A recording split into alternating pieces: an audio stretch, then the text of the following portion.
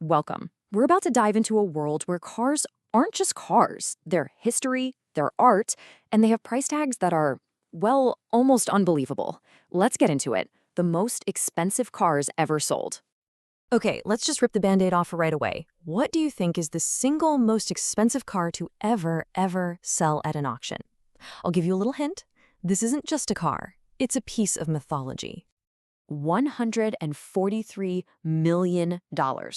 Just let that number hang in the air for a second. The old record holder, which we're going to talk about in a bit, sold for about $50 million. This sale didn't just beat the record, it absolutely obliterated it. It's a number that completely changes the game for what we thought was possible in the classic car world.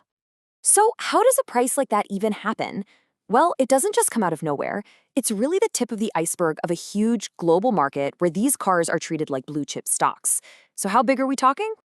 The whole classic car market is worth over $40 billion. And get this, it's not slowing down. It's actually expected to grow by almost 9% every single year. I mean, that's way faster than a lot of traditional investments. This proves it's so much more than just a hobby for a few super rich collectors.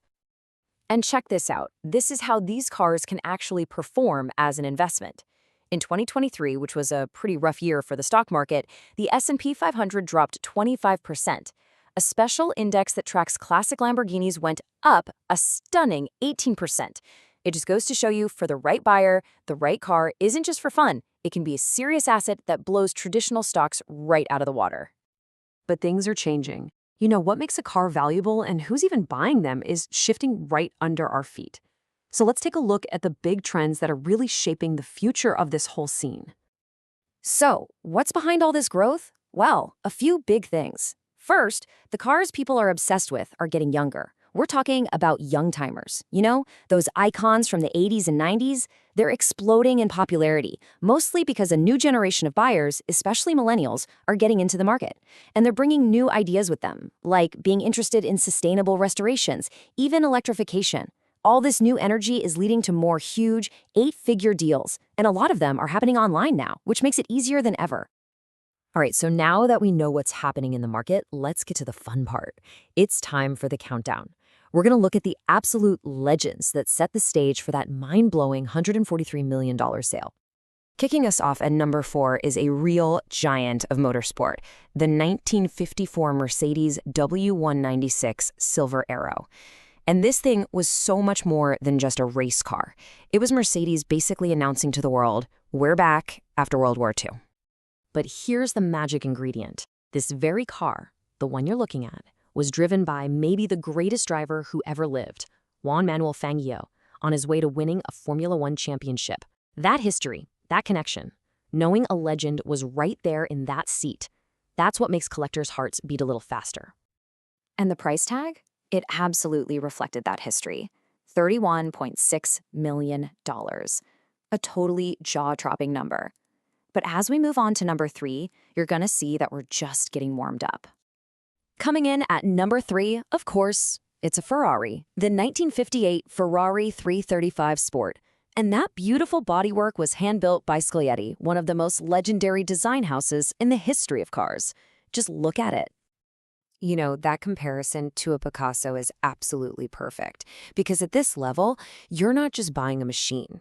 You're buying a sculptor that moves. It's this incredible mix of raw, brutal power and just breathtaking beauty. It really moves the whole conversation away from just speed and into the realm of high art. So what did it sell for? An unbelievable $35 million. And this sale really hammered home the idea that for the world's biggest collectors, the curves of a hand-beaten aluminum body are just as precious as the brushstrokes of an old master. And now, we've arrived at the king, the car that for so long was the absolute holy grail of car collecting, the 1962 Ferrari 250 GTO. I mean, even if you're not a car person, you know this shape. It's just iconic. So what's the secret sauce? It's all about rarity. Utter, extreme rarity. They made less than 40 of these, ever.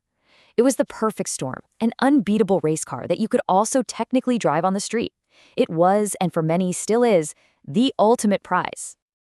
$51 million. That was the price. It set a world record that nobody thought would be broken for a very, very long time. The GTO was the benchmark. It was the top of the mountain that everybody else was measured against. It seemed totally untouchable, right up until the moment it wasn't. Which brings us to number one, the car that didn't just break the record, it sent it into a whole other galaxy. This is the story of the $143 million car. Here it is, the most expensive car ever sold at auction, the 1955 Mercedes-Benz 300 SLR Uhlenhaut Coupe. This is a car so rare, so mythical, that pretty much every major collector on Earth just assumed it would never, ever come up for sale. So why? Why this astronomical price? Well, because it's not just one of a few. It's one of only two that were ever built. It was the personal car of the genius engineer who created it, Rudolf Uhlenhaut. For decades, it was locked away in the Mercedes-Benz Museum, totally off limits.